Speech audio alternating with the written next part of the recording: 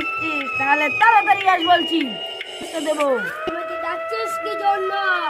তুই এই রাতে কিস জন্য এসেছিস? এই পুরনো কেল্লা ছেড়ে তুই এখান থেকে চলে যা। পারবো না, আমি হাজার হাজার বছর থেকে এখানে বাস করছি, আমি এই কেল্লা ছেড়ে যাব না।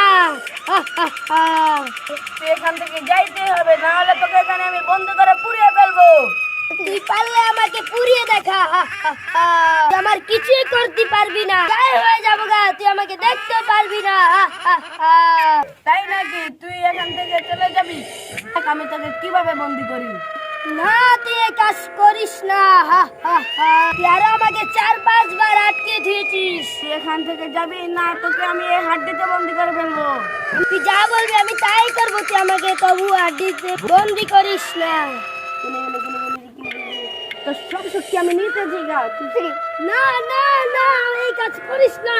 না না, আমার গা জ্বলছে না। আমি তোকে এই হাড্ডিতে বন্দি করে ফেলেছি, এই হাড্ডির তোকে আমি একটু পানির তলে ভরে ফেলবো, যেন তুই আর কোনো মানুষকে ক্ষতি করতে পারবি না। এখানে তোর জীবন শেষ, আর এখান থেকে আসতে পারবি না। এখন কি হইছে? সব সমাধান হইছে?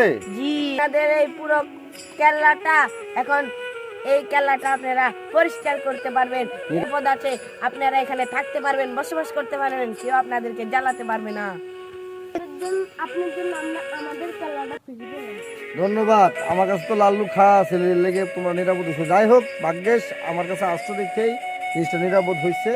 যাই হোক, ভবিষ্যতে কিছু হলে আমাকে জানায়ও। তোমরা ভালো থাকো। ধন্যবাদ। যাও, তোমরা বাড়ি চলে যাও।